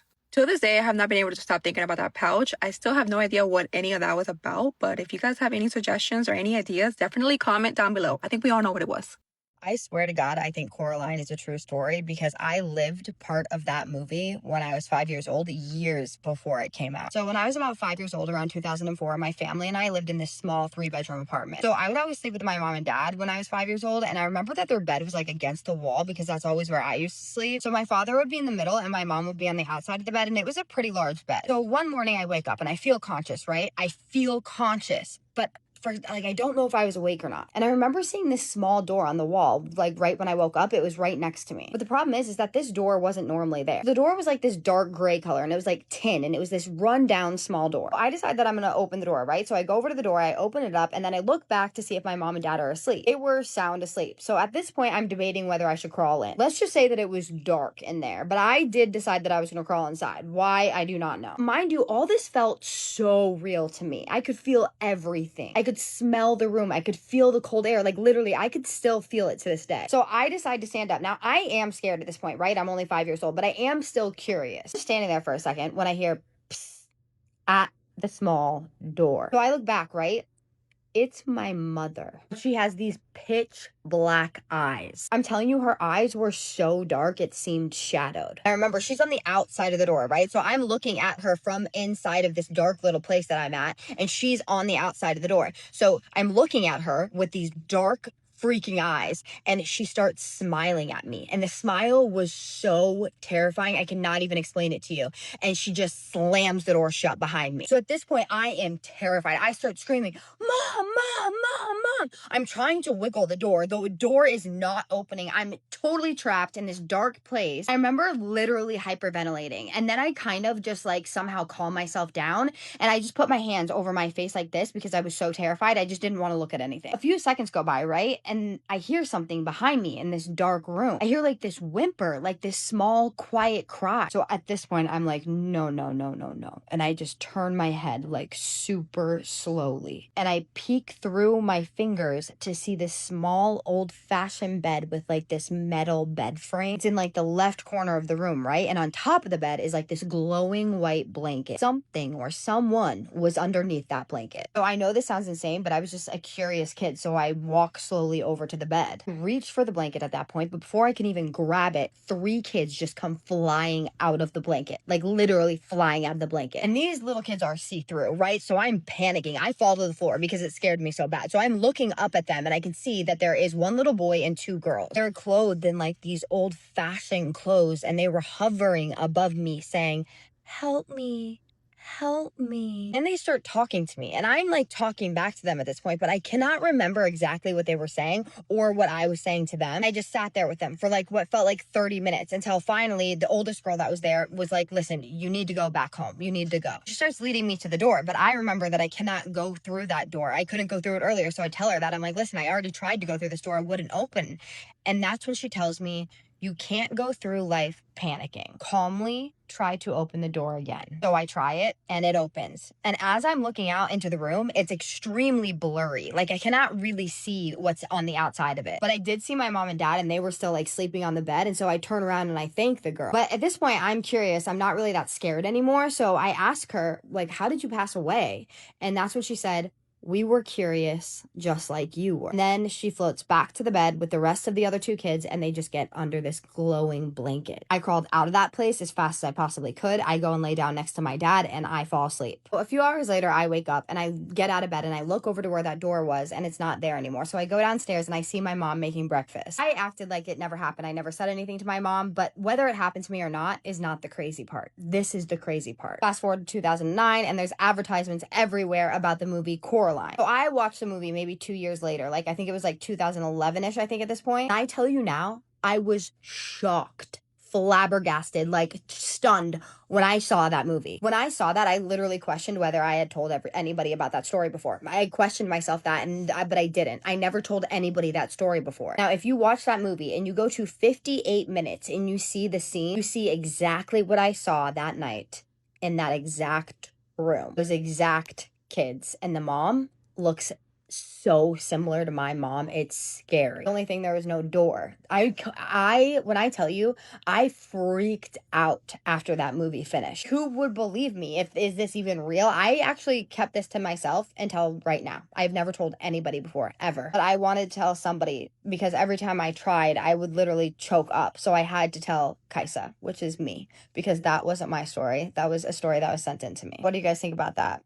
That is pretty wild. I will say I've never seen the movie Coraline, but I've heard about it. I actually don't even know the plot. I know nothing about it at all. I guess I need to watch it because it's a horror film and people talk about it all the time and I cannot believe I have not seen it. Guys, when I tell you I have been so bad, I used to love scary movies, but I'm doing spooky stories and working all the time now, so I never get a chance to like sit down and enjoy a scary movie. So I have never seen that movie, so shame on me, but I have to watch it now. I have to watch it now because that is crazy. The whole mom thing when she slams the door is so scary. I don't know how much this was, I don't know how similar this was to the exact plot of Coraline, but to what she made it sound like it was very similar, so I'm assuming it's very similar. You guys will have to tell me in the comments. But what do you guys think this was? Like, this is so strange because it's a movie, right? This is something that someone directed. And did they have the same experience as maybe she had? Or was this just a huge coincidence? Because she said those were the exact kids. So did she have a premonition of the movie? Or do those kids really exist? Like, that's wild to me. So leave all your thoughts, opinions, and suggestions in the comments, please. And also let me know if you guys like it when I tell stories in first person. I figured this one would be easiest to tell in first person, but if you like it better when I tell them the other ways, drop in the comments. If you like it better this way, drop in the comments. If you don't really have a preference, then you can also drop that in the comments because I want to know going forward what you would like me to do. And sorry I haven't posted in a few days, you guys. I have been on a business trip and that's the only reason why. So this isn't going to be something that's normal. I'm going to continue to post at regular schedule. But drop your thoughts, opinions, suggestions down below. As always, please be respectful. And now I'm going to do my favorite part, which is the shout outs. Flip flop for you _ Thank you so much for the comment you left. That was so nice. You have no idea how much I appreciated that. It just felt so genuine the way that you said it. And it made me feel so good. You said that I was a good storyteller and you went into like detail of why. And I really appreciated that more than you know. Thank you so much for being here. And thank you for leaving that comment. Thank you for being a part of my community and thank you for being kind. It just made my day and I hope you know that. And I just wanted to let you know that you are the best. I love you. Joni778, you said that I was your favorite. Yes, I love that so much. Thank you. I love hearing that. Thank you so much. You have no idea what that means to me. That means so much to me because there are so many amazing creators on here that tell spooky stories, and to be your favorite is just such an honor. So thank you so much for saying that. Thank you for being a part of my community. Thank you for supporting me and leaving nice comments and pushing my videos out. I hope that you are here to stay. I cannot tell you how much that meant to me. I love you. And with that being said, my name is Kaisa and I tell you your paranormal experiences on here or ones that you recommend to me about 5 nights a week. So if you're into that, hit that follow button and I just need you to do 3 things for me. And what are those? Keep sending me your scary stories. Have a safe night. And what's the third one? Say it with me. Have a spooky night. I just cracked my voice. Love you so much, my spooky babies. I'll see you in the next one. Spooky kisses and haunted hugs. Freckles aren't sun damage. They appear in patterns, and those patterns match something that nobody in dermatology wants to fucking talk about. Little brown spots caused by melanin concentrations in the skin triggered by UV exposure. Standard science. Not weird until you start mapping them. There's a theory that freckles don't appear randomly. They cluster along specific lines and points on the body that correspond to what's known in traditional Chinese medicine as meridian lines, energy channel, the points where acupuncture needles go. Now, before you roll your fucking eyes, someone actually mapped this, plotted freckle concentrations across hundreds of subjects, and found statistically significant clustering along the paths where meridians are traditionally drawn. Not perfectly, but way more than random distribution would predict. And here's the thing, the MC1R gene again, same gene as redheads. People with freckles carry a variant of the same mutation that produces red hair, the one nobody can fully explain the origin of. And people with this gene variant don't just freckle differently, they feel pain differently, process anesthesia differently, react to temperature differently. There's the same biological otherness expressed through dots on the skin instead of fucking hair colour. Every ancient European culture had a thing about freckles. In Ireland, they were called angel kisses. In parts of Scandinavia, they were marks of the fae. In medieval period, they were evidence of witchcraft. Marks on the skin that shouldn't be there, appearing in patterns that seemed deliberate, like something was writing on these fucking people. Oh, and I found a study, and this one's going to cause some problems. It found that people with heavy freckling had a higher than average incidence of reporting paranormal experiences, significantly higher. Not just ghost sightings, recognition, synchronicities, the feeling of being watched. The researchers attributed it to personality traits associated with the gene variant. But that's a weird fucking thing to brush off in it. The gene that marks your skin also makes you more likely to sense things that aren't supposed to be there. Freckles aren't damaged, they're markers, and they're distributed across your body in a pattern that someone or something designed. Count your freckles, then look up a meridian chart and try not to freak out when they line up. What in the actual timeline shift is happening here? Last night, I was getting my kids to bed and they were picking out the books that we were going to read. I noticed that this book was there the night before kindergarten, and I was confused as why it was there. And the reason I was confused that this was there is because this book was handed down from my sister-in-law, and my in-laws went over there a few weeks ago, and when they came back, they brought this from my sister-in-law to give to us because my oldest daughter is going to be going to kindergarten in the fall. And so they were passing it down. There's like an inscription inside. It was passed down from my sister-in-law who lives like locally in the same town we do. They had given it to oldest when he went to kindergarten, and then they were like passing it down to us. And so my in-laws brought it over to give to us. And I thought that was so sweet. And so I took it, and because it was still wintertime, I put it in my office closet because I thought, okay, I'll bring it out in the summertime and we'll start gaining excitement for kindergarten in the summer. So I put it away. So when I saw it on her bookshelf, I was a little bit confused, and I was honestly a little bit upset with my husband for like letting her have it and putting it on her bookshelf because it was supposed to be special. And for anyone who's like, well, maybe your kid saw it in your office and took it or whatever. In my office, I have a hidden closet, and my kids don't know about that hidden closet. So it was in the hidden closet. It only could have been me or my husband taking it out of the closet and bringing it upstairs. I finished getting them to bed, and then I came stomping downstairs to put it away in the closet in my office, hoping that she didn't see it. And I got down there, and it was already there. I have two. Why do I have two? Now, the second one is not inscribed. There's no inscription inside. But both of these books do have the same like copyright date. See it of two. Both of them do. I'll pull it up on this one too.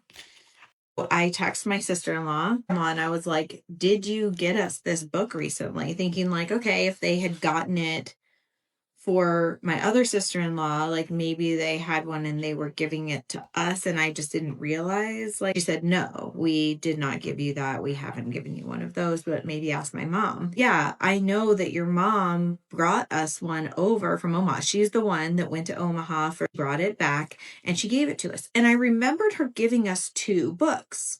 And so, but she didn't give us the same book. It was this book. She gave us 2 books and this one was still in my office with this one. So there were 2 books. It was these 2.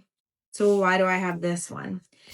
And for anyone to be like, oh, well, maybe you got it from somewhere else. I can see that. I can see like the logic of thinking that. But I had just cleaned off my daughter's bookshelf like about 9 days ago. And I remember that because it was for her birthday. I cleaned her bookshelf and organized it. It was not there 9 days ago. For anyone to be like, oh, well, she just got it for her birthday. I would logically think that as well, except for like as a mom, I know all the things that my kids get for their birthday and they're seeing it, enjoying it with them.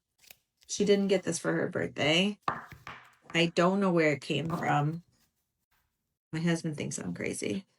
Also, I want to let you know that this is not the first time I recorded this. I recorded this just a few minutes ago and something floated across the screen. I didn't see it like in real life in front of me, but when I looked at the screen, I saw it on the screen and it freaked me out so bad that I had to stop recording. As I was editing this video for length, I realized that I had mentioned in the video before that I had started doing, and then the thing like floated in front of me and it freaked me out and I stopped recording. I said it in that, but I didn't say it in this one, that this has been in the middle of about 4 days of weird things happening every day.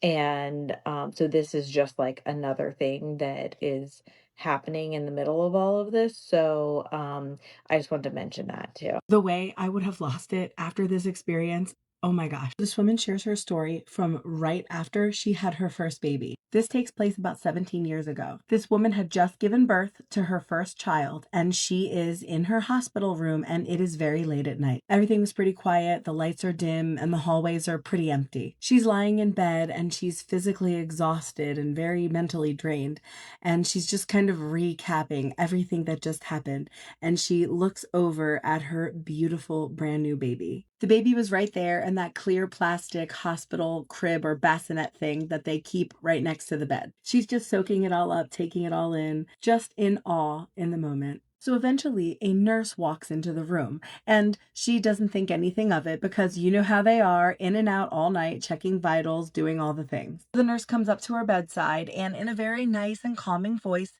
just says, why don't you let me take the baby for a few hours to the nursery and let you get some sleep? And yeah, it was kind of a relief at thought, and she really was exhausted, but something inside of her just didn't feel right about letting her baby out of sight, so she kindly declines. Because despite all of the exhaustion, she just wants to lay there and look at her baby. So the nurse nods in understanding and turns around and walks out of the room. And then the rest of the night just kind of goes, like any other night would. So mom was actually staying in the hospital for a few nights, and the next day came and went, everything pretty standard. Then the next evening came and she is utterly exhausted at this point. And now she's thinking to herself, the notion of the baby going to the nursery for a few hours might not be such a bad idea so she can get some sleep. So when the night nurse finally comes around, she does say, hey, do you think you can take my baby to the nursery for a few hours so that I can get some sleep? And guys, that nurse looks at her with a puzzled expression on her face. She tells her that there is no nursery, not in this hospital. Any baby that's born, unless needing to go to the NICU, has to stay right there with mom.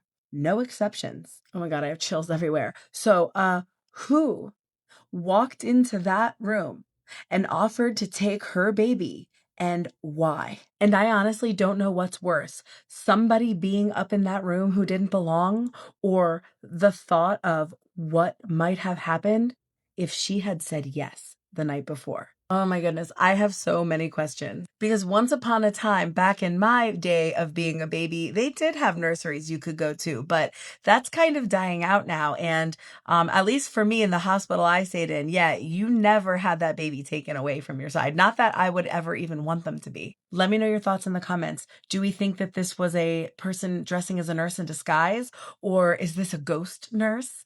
The possibilities are endless. And if you have a creepy story of your own, I gotta hear it. And if you're new here, definitely follow for more creepy story time. Do I have to beg y'all to stop playing with Ouija boards? Because at this point, I am on my fucking knees. I just stumbled upon your page and I actually have a Ouija board story to tell. I still experience paranormal things because of it. I even try to avoid mirrors at all costs.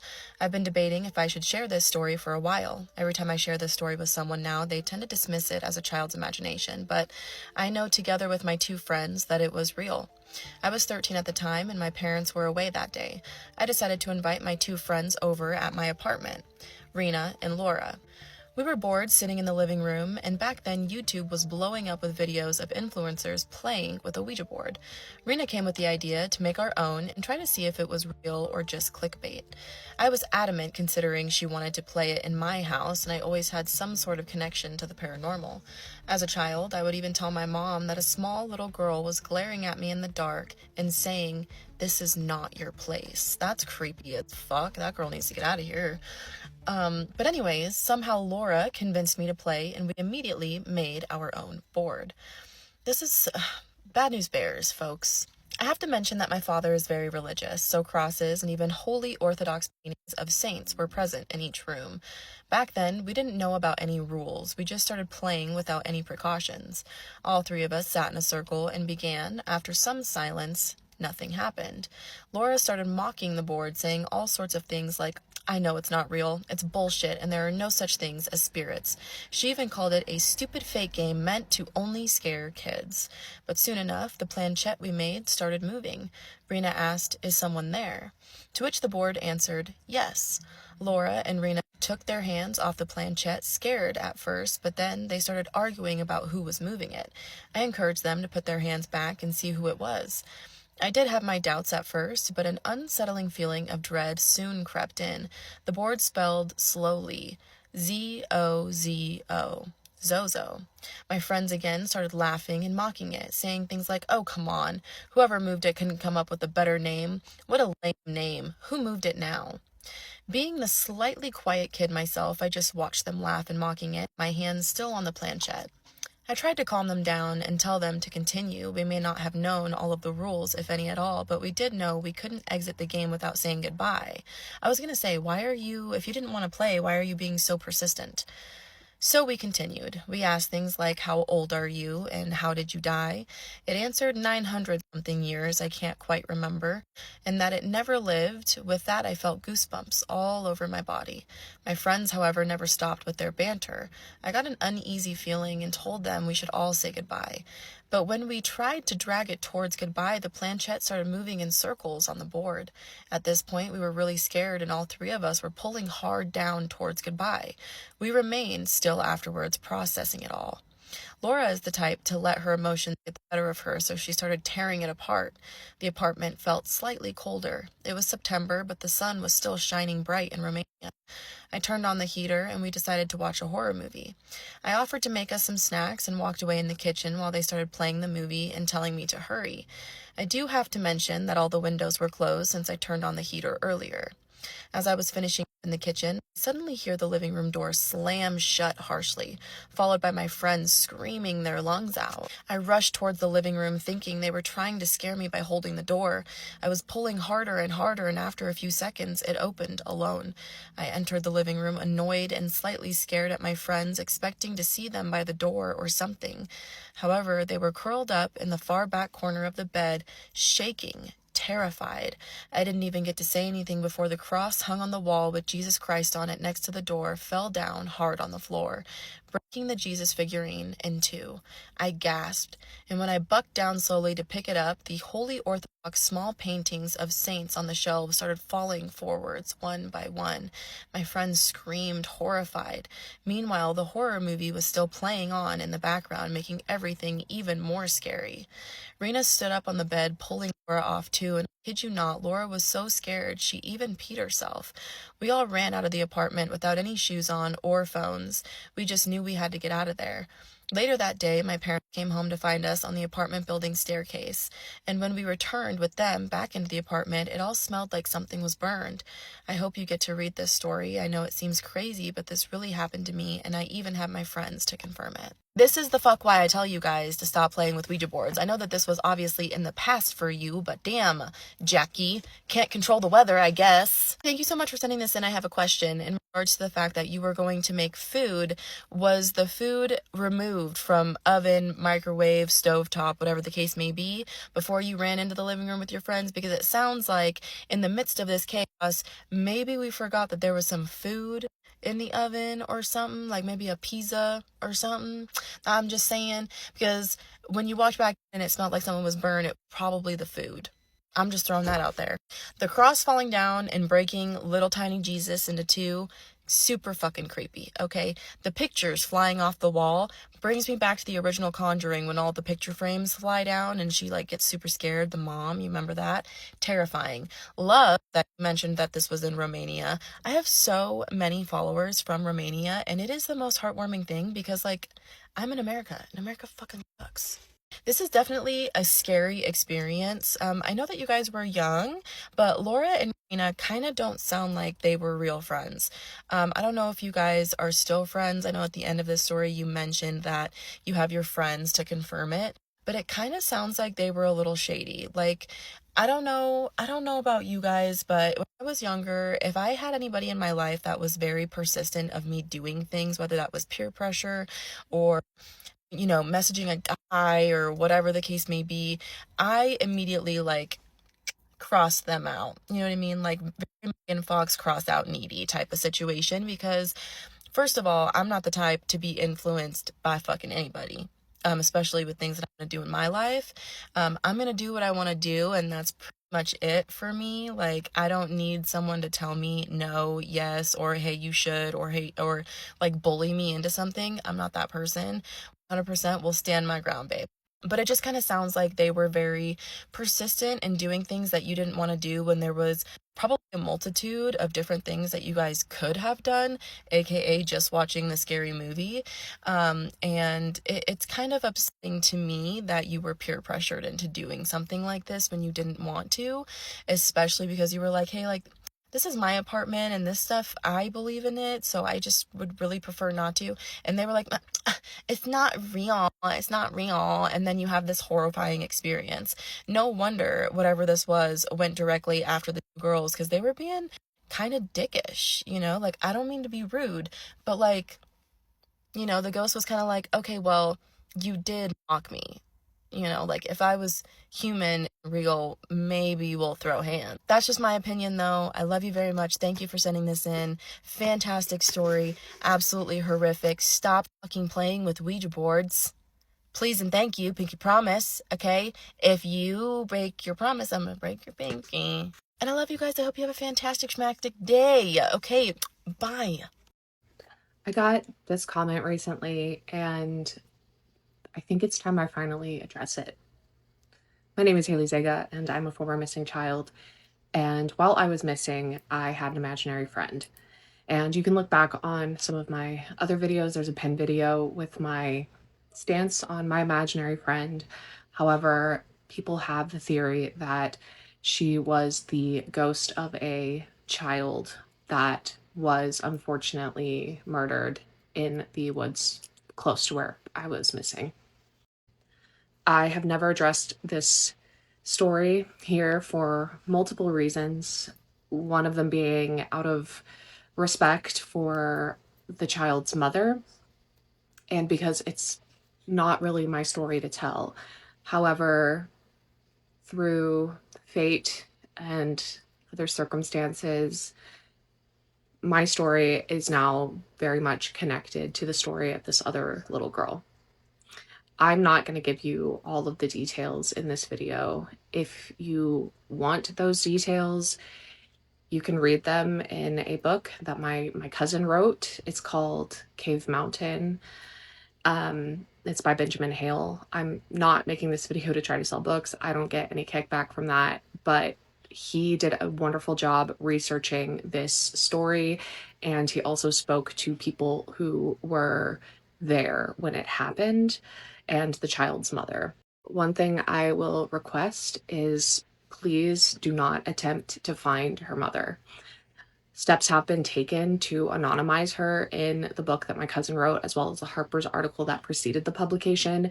And this is because she is still very much alive and is living a life outside of this whole situation. And it's not really my place or anyone else's place to judge how she moved forward in her life and how she processes her grief. And so please do not seek her out.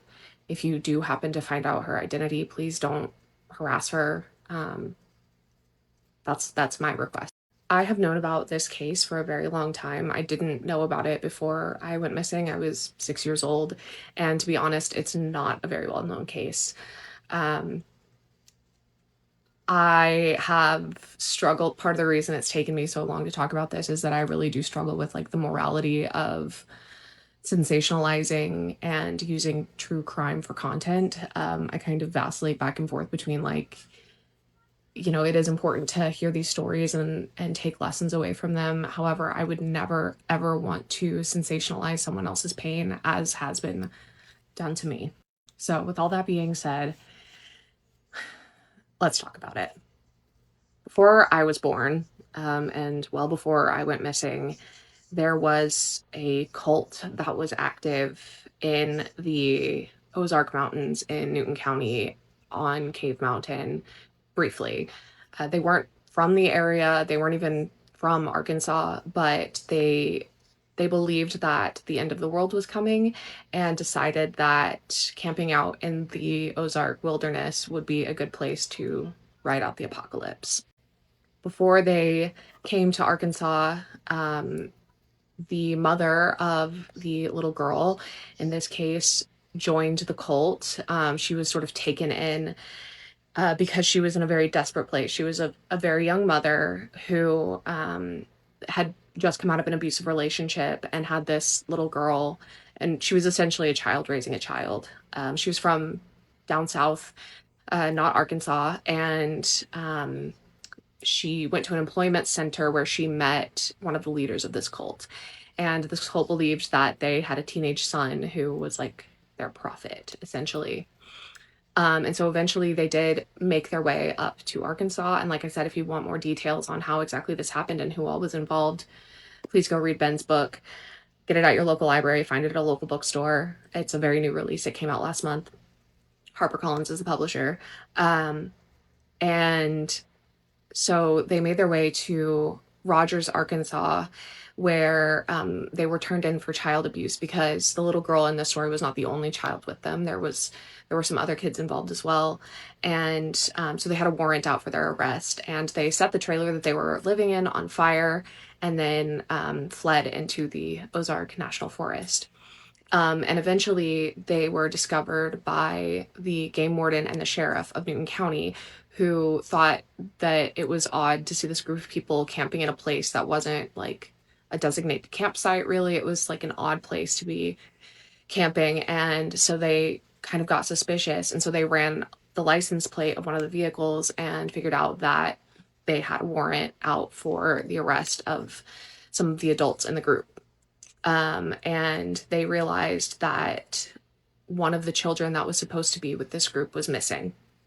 A little girl, who her middle name was Alana, and my imaginary friend's name was Alicia. And this little girl was quite young. My imaginary friend was 4. And she fit kind of the description that I gave of my imaginary friend. And she was declared anathema by the cult.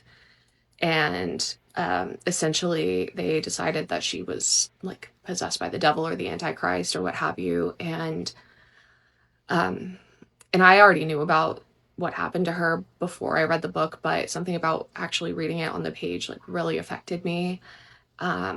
She was taken out into the woods, and her life was taken with a firearm. And they put her body in a bucket and buried it And again, I'm not trying to sensationalize this. This is what happened. So they did recover her body. The law enforcement did recover her body, and then there was a subsequent trial for the members of this cult and for the mother of the little girl. And again, you can read all about what happened after that in my cousin's book. I'm not going to go into it here, but the way it worked out is really quite interesting. There was a plea deal involved, and there's this whole question of whether or not justice was really served in this case. But the mother of this little girl believes that potentially it was the spirit of her daughter who was with me while I was missing. And I've always just referred to her as an imaginary friend. And I'm not ever going to refute what she believes. If that brings her comfort, if that brings her peace, if that makes her feel like her daughter's life had a meaning and a purpose, I would never, ever want to take that away from her.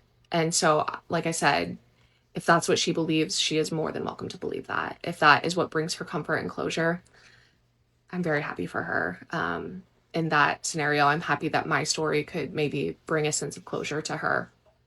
But again, I'm not going to like comment on whether or not I believe that that was the case. Please be respectful. A child lost her life in a really, really tragic way. And yeah, if you have any more questions, let me know in the comments. And I hope you read the book. It's very good. I'm biased, but I think it's very good. I love you.